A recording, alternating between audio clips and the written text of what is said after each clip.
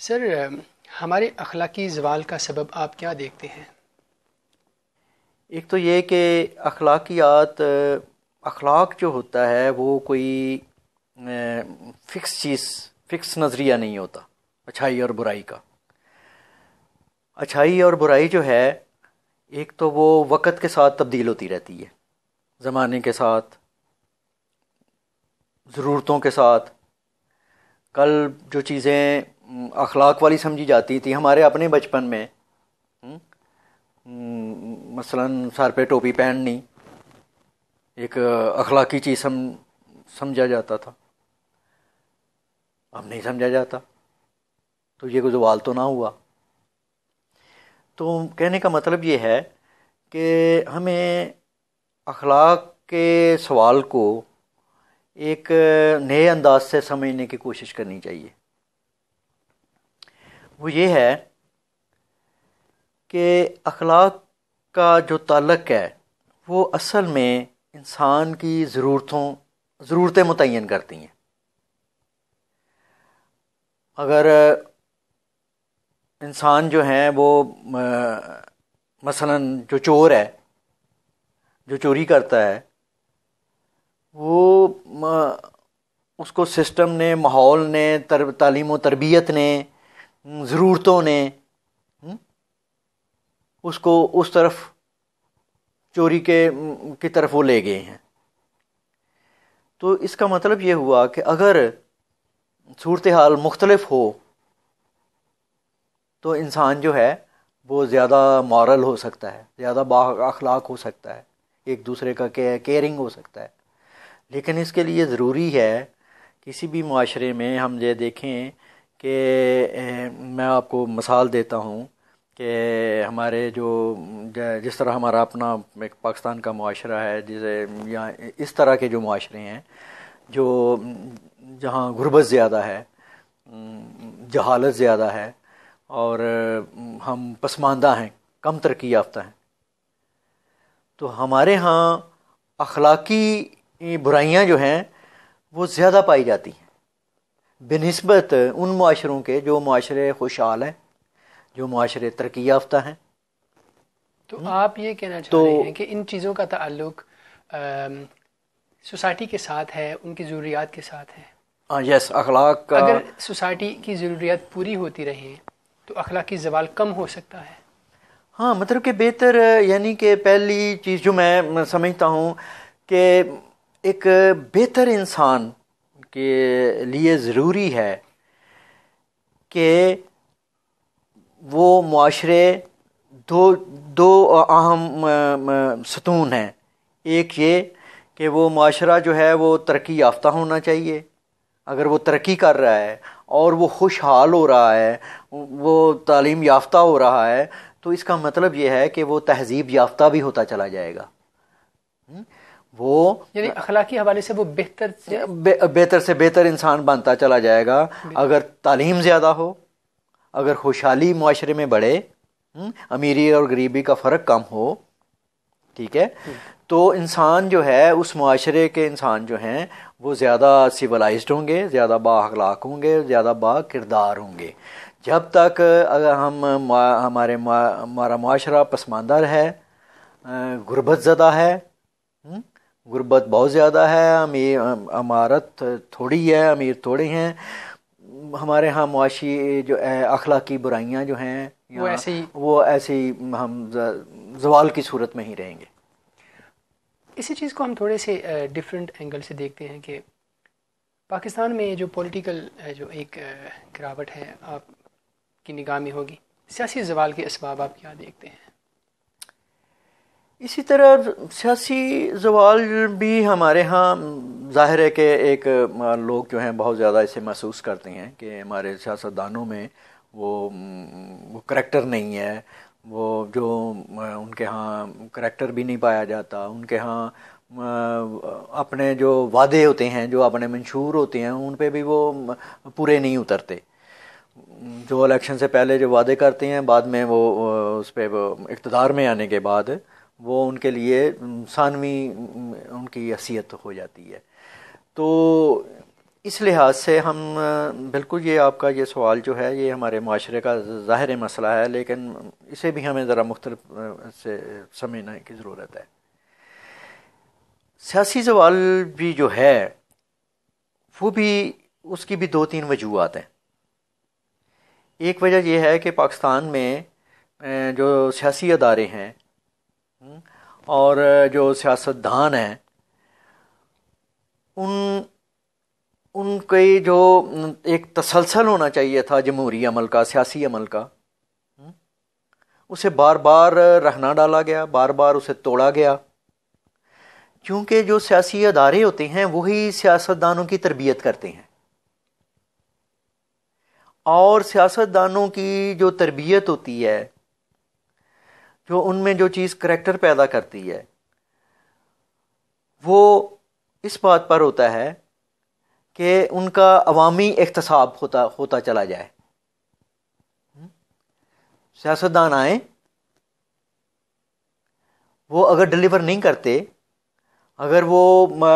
صحیح طرح قانون سازی نہیں کرتے یا اپنی صحیح طرح ملکی انتظام کی صحیح ذمہ داریاں عوام سمجھتے ہیں کہ انہوں نے نہیں کی، تو انہیں ووٹ آؤٹ کر دیا جائے اور ان کی جگہ جو بہتر لوگ ہوں، جو بہتر پارٹی ہو، اس کو لے آیا جائے، ٹھیک ہے نا۔ اس سے کیا ہوگا کہ اس ایک فلٹریشن بھی، اس میں دو کام ہوتے ہیں۔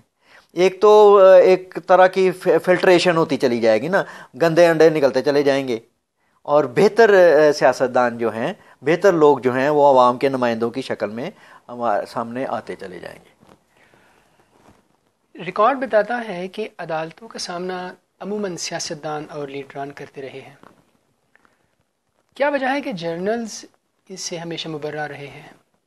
آپ اس کو کس نگاہ سے دیکھتے ہیں؟ ہاں، اس میں یہ بھی پاکستان کا ایک بڑا اہم قسم کا یہ ایک مسئلہ رہا ہے۔ اس میں ہوا یہ ہے کہ پاکستان بننے کے بعد اصل میں جو عسکری ادارے تھے ہمارے، ان کا عمل دخل جو ہے سیاسی اور ریاستی انتظامات میں اور ریاستی پالیسیوں میں ان کا عمل دخل بڑھتا گیا۔ انہوں نے پاکستان میں مارشل لا لگتے رہے ہیں، لہٰذا ان کی طاقت اور قوت بڑھتی چلی گئی ہمارے اداروں میں۔ جو پھر یہ بھی ہوا کہ عسکری جو ادارے تھے انہوں نے اکنامک پاور بھی، انہوں نے مختلف طرح کے بزنس، انڈسٹری، ایگریکلچر، بے شمار انہوں نے کام کرنے شروع کر دیے، جس سے سوسائٹی میں ان کا انفلوئنس جو ہے، ان کا وہ بااثر ہوتے گئے، ان کی پاور بڑھتی چلی گئی ہے۔ دوسرے یہ ہوا ہے کہ پاکستان کو فلاحی مملکت بنانے کی بجائے ایک سیکورٹی ریاست کی شکل دے دی گئی، کہ پاکستان کو جب بھی ہم سنتے ہیں ہمیں بتایا جاتا ہے پاکستان خطرے میں ہے۔ تو جب پاکستان خطرے میں ہے تو اس کا مطلب یہ ہے کہ آپ کا جو ملٹری اسٹیبلشمنٹ ہے وہ پاورفل ہوتی چلی گئی۔ تو اس سے یہ ہوا کہ سیاستدانوں کا تو احتساب ہوتا رہا، ان پہ الزامات بھی لگتے گئے، ان پہ مقدمے بھی چلتے گئے، اور ان کو اقتدار سے زبردستی ہٹایا بھی جاتا رہا۔ لیکن جنرل جب بھی اقتدار میں آئے انہوں نے 10-12 سال حکومت کی، اور انہوں نے بھی ان کے ادوار میں بھی جو تھی وہ کوئی قانون کی حکمرانی نہیں ہوتی تھی، وہاں وہ من مرضیاں بھی کرتے رہے ہیں، اور وہ جاتے ہوئے، ہر جنرل جاتے ہوئے پارلیمنٹ سے قانون پاس کرواتا تھا کہ میرے اس 10-12 سال کے دور اقتدار میں کسی بھی چیز کا کوئی محاسبہ نہیں ہو سکے گا، کسی چیز پہ کوئی سوال نہیں اٹھایا جائے گا۔ تو وہ پابندی لگا کے جب سیاستدانوں کو مجبور کرتا تھا کہ اس پہ انگوٹھا لگائیں، اور وہ پھر اقتدار ان کے ہینڈ اوور ان کے کرتا تھا۔ تو ہوا یہ کہ ہمارے ہاں یہ ایک ریت رواج دو طرح سے ہوئی ہے۔ ہمارے جو عسکری قیادت ہے ان کے اس میں 2-3 ان کے موقف آ جاتی ہیں۔ ایک وہ یہ کہتی ہیں کہ ہمارا احتساب جو ہے وہ ہمارے ہاں انٹرنل ہمارا اپنا ایک پروسیس ہے، اس میں جو ہے وہ ہم خود ہی جو ہیں اگر کوئی غلط کام کرتا ہے تو اس کا اندر محاکمہ ہو جاتا ہے، کورٹ مارشل ہو جاتا ہے، یا وہ ان کا ایک اندرونی نظام ہے۔ دوسرا وہ کہتے ہیں کہ بھئی ہم جو عسکری ہیں قیادت ہے یا ریٹائرڈ ہونے کے بعد بھی وہ کہتے ہیں کہ یہ جرنلوں کو مقدمے بازی میں پیش ہونے سے وہ ایک طرح کی ناپسندیدگی کا اظہار کرتے ہیں، اور وہ اس کو عمل کو روکتے ہیں۔ وہ کہتے ہیں اسے اس کی پورے انسٹیٹیوٹ کے جو ہے نا وہ اس کی بدنامی ہوتی ہے، ایک جو اس کی انٹیگریٹی پہ اس کی نام لے کے، مطلب کہ ہاں کہ بہرحال ایک ظاہر ہے کہ فوج ایک کسی بھی ریاست میں بھی ہو اور ہمارے اپنے ملک میں بھی ایک فوج ایک قابل احترام ادارہ ہوتا ہے، ظاہر ہے وہ ملک کی حفاظت کرتے ہیں، وہ اپنی جانیں دیتے ہیں، اس میں کوئی شک نہیں ہے، اس کا ایک احترام ایک بالکل اپنی جگہ پہ ہے۔ لیکن ہوتا یہ ہے کہ کوئی بھی کرپشن کے چارجز ہوں یا ان کے انہوں نے کوئی اپنے ہی ادارے کے لحاظ سے یا ملک کے سلامتی کے حوالے سے اگر ان سے کوئی کوتاہیاں ہوئی ہیں یا کوئی غلطیاں ہوئی ہیں تو ان کا حساب کتاب کبھی بھی قبول نہیں کیا گیا پورے پاکستان کی تاریخ میں۔ اسی سے ایک چھوٹا سا سوال میرے آپ کے سامنے میں رکھنا چاہوں گا کہ ہمارے ہاں عام طور پر یہ خیال کیا جاتا ہے کہ جرنلز کے بارے میں ایک تنقیدی رویہ ملتا ہے، آپ کی بعض تحاریر سے بھی یہ ایک نکتہ سامنے آتا ہے۔ جرنلز پر تنقید کا جو ایک تھوڑا سا عمومی رویہ ہے، آپ اسے کس نگاہ سے دیکھتے ہیں؟ اصل میں یہ ایک بدقسمتی ہے ہماری پاکستان کی، کہہ لیں سیاسی لحاظ سے، سماجی لحاظ سے، کہ پاکستان میں ایک مسلسل پچھلے 70 سال سے ایک جمہوری ورسس بے مقابلہ عسکری، یہ ایک مسلسل جو کلیش ہے وہ چلتا ہمیں مسلسل نظر آ رہا ہے۔ تو دیکھیں جب یہ جو تنقید ہوتی ہے، ایک تو ہمیں یہ جان لینا چاہیے کہ پاکستان کے سارے عوام اور پاکستان کے سب سیاستدان وہ محب وطن ہیں، اور ہم سب جو ہیں ایک فوج کا بطور ادارہ اس کا احترام کرتے ہیں، اور اس کی جو ہے ایک کوئی بھی ریاست جو ہے، کوئی بھی ملک جو ہے وہ فوج کے بغیر نہیں رہ سکتا۔ تو تنقید کا جہاں تک تعلق ہے، وہ اس لیے تنقید پائی جاتی ہے ہمارے ہاں کہ یہ جو جرنل ہیں وہ سیاست میں، ہم یہ کہتے ہیں کہ وہ سیاست میں حصہ نہ لیں۔ وہ جو کانسٹیٹیوشن جو ہے ہمارا، وہ تمام اداروں کے اختیارات کو تقسیم کرتا ہے۔ اگر ہماری عسکری قیادت کے کچھ لوگ جو ہیں وہ یہ مداخلت کرنا بند کر دیں سیاسی امور میں، ملک کے انتظامی امور میں، جو سولین ڈومین ہے، جو جس کا اختیار پارلیمنٹ کے پاس ہے، تو اس کو اگر ہر کوئی اپنی اپنی جگہ پہ اپنے اپنے ادارے میں آئین کے مطابق اپنے فرائض انجام دے گا تو ظاہر ہے پھر تنقید نہیں ہوگی۔ تو آپ یہ سمجھتے ہیں کہ بنیادی طور پر وہ اپنے اختیارات سے تجاوز کرتے ہیں؟ اختیارات سے بھی آپ کہہ لیں، اختیارات سے تجاوز تو یہ کہا جا سکتا ہے یا نہیں کہا جا سکتا، لیکن وہ سیاسی امور میں وہ مداخلت کرتے ہیں۔ وہ سمجھتے ہیں کہ پاکستان کی جو خارجہ پالیسی ہے، پاکستان کے جو اندرونی پالیسیاں ہیں، وہ ان کے نقطہ نظر کے مطابق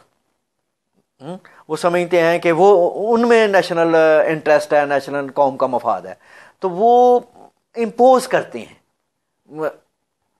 تو جب وہ امپوز کرتے ہیں یعنی کہ وہ اپنی ڈومین سے باہر آ کے وہ جب آتے ہیں، اور اس میں وہ صرف مداخلت ہی نہیں کرتے، وہ ایک اپنا حکم بھی چلاتے ہیں، اور اگر ان کا حکم نہ مانا جائے تو وہ براہ راست آ کر قبضہ بھی کر لیتے ہیں۔ تو دیکھیں جب ایک فوجی جو ہے وہ جب سیاست میں حصہ لے گا، وہ جب حکومت کرے گا، تو ظاہر ہے اس پہ پھر تنقید بھی ہوگی۔ اگر وہ صرف اپنے عسکری فرائض تک محدود رہیں تو ان کا جو ایک عزت اور احترام جو ایک قومی ادارے کی حیثیت سے ہونا چاہیے وہی رہے گا، ان میں تنقید نہیں۔ تو میرا خیال میں کہ ان کو یا تو ان کو اپنے دائرہ جو اختیار ہے اسی میں رہنا چاہیے، اور اگر وہ نہیں رہتے تو پھر اب یہ بھی ہے کہ بھئی ان کو پھر وردی اتار کے تو وہ خود سیاست میں حصہ لے لیا کرے، اپنے ملک کو جیسے وہ سنبھالنا چاہتے ہیں، کرنا چاہتے ہیں وہ کریں، اس میں بھی کوئی مسئلہ نہیں ہے۔